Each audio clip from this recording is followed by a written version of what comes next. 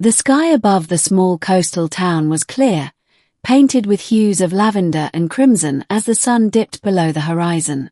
Ethan stood by the shore, the waves lapping at his feet. It had been years since the encounter that changed his life, years since he had seen Lyria. A moment of connection with her had left an indelible mark on him, one he couldn't erase no matter how much he tried. Ethan was a marine biologist by trade, a man of science and reason.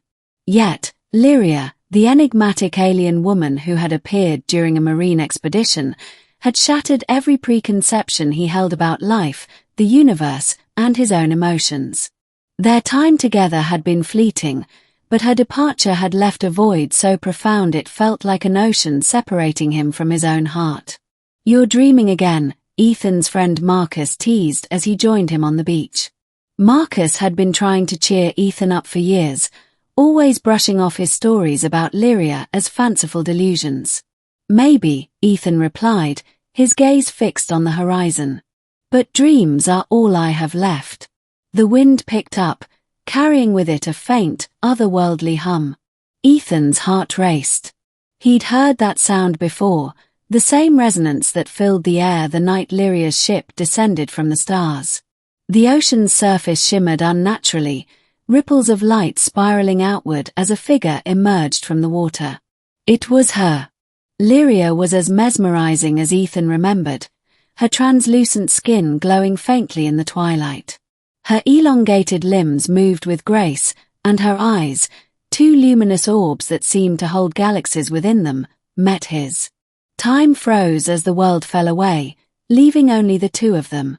"Ethan," she spoke, her voice a symphony of notes that resonated in his very bones. "I've returned." Marcus, slack-jawed, stumbled backward. "What the hell is that?" "She's Lyria," Ethan said, his voice a whisper. "And she's real."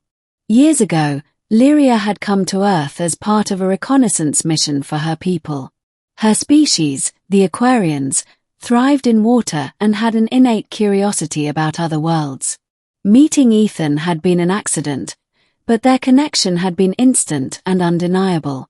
She had been drawn to his kindness, his curiosity, and the depth of his soul. But duty called, and she had to leave. Her people's laws forbade prolonged interaction with other species, fearing contamination of cultures. Yet, Lyria had found herself haunted by memories of Ethan. Her longing grew unbearable, compelling her to break the rules and return to the planet that had given her love. "I never thought I'd see you again," Ethan said, stepping closer. "Why now?" "Because I couldn't stay away," Lyria admitted, her voice trembling. "Your world, your essence, they've become a part of me. I've defied my people to be here." Marcus, recovering from his initial shock, muttered, "This is insane." But Ethan didn't hear him. His focus was entirely on Lyria. "What happens now?" Ethan asked. "If you've defied your people, won't they come after you?" Lyria's gaze darkened. "They might. But I couldn't bear the emptiness anymore. Ethan, I came back to ask you, would you come with me?" His breath caught. The idea of leaving Earth, of venturing into the unknown with her, was both exhilarating and terrifying. "Ethan, think about what you're saying," Marcus interjected. "This isn't some romantic fantasy.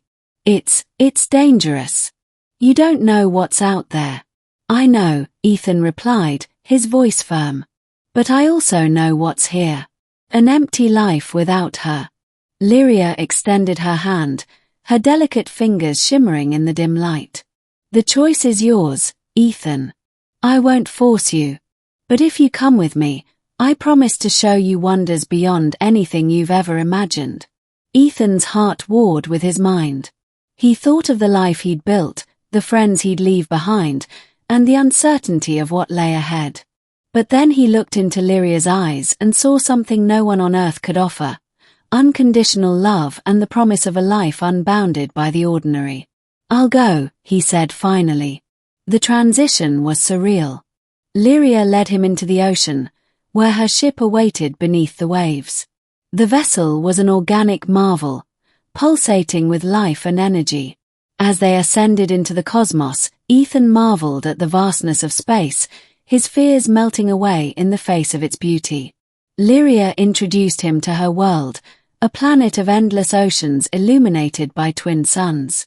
The Aquarians welcomed him with curiosity and caution, their society a harmonious blend of technology and nature. Ethan adapted quickly, his scientific mind eager to learn and contribute. But not everyone was pleased with Lyria's decision. The Council of Elders, the ruling body of the Aquarians, summoned her and Ethan to answer for their defiance. "You have broken our most sacred law," the lead elder intoned, his voice rippling like a tidal wave. "Bringing an outsider here endangers our way of life." Lyria stood tall, her voice unwavering. "I brought him here because he is different. He seeks understanding, not conquest. Our laws must evolve if we are to thrive in a universe filled with diversity." The elders deliberated for what felt like an eternity. Finally, they reached a decision. Ethan could stay, but under strict conditions. He would be monitored, and any breach of their trust would result in his immediate expulsion. Years passed, and Ethan flourished among the Aquarians. He and Lyria became inseparable, their bond deepening as they shared their worlds with one another.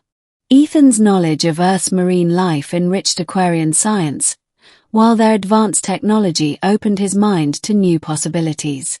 Despite the initial resistance, Ethan earned the respect of the Aquarians through his dedication and integrity. Over time, even the elders softened, acknowledging that his presence had brought positive change to their society. One day, as Ethan and Lyria stood on a crystalline cliff overlooking the endless ocean, she turned to him with a question that had been on her mind. "Do you ever regret it?" she asked. "Leaving your world behind?" Ethan took her hand, his gaze steady. "No. Because my world is wherever you are." Lyria smiled, her eyes shimmering with emotion. For the first time in years, she felt truly at peace. Back on Earth, Marcus often stood on the same beach where Ethan had made his choice.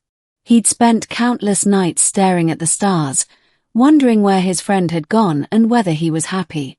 Though he'd never admit it, Marcus felt a pang of envy, not for the adventure, but for the courage to follow one's heart.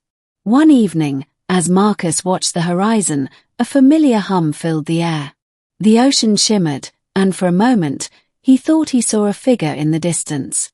But when he blinked, it was gone, leaving him with only the sound of the waves and the lingering hope that maybe, just maybe, Ethan and Lyria were watching him from the stars. The end.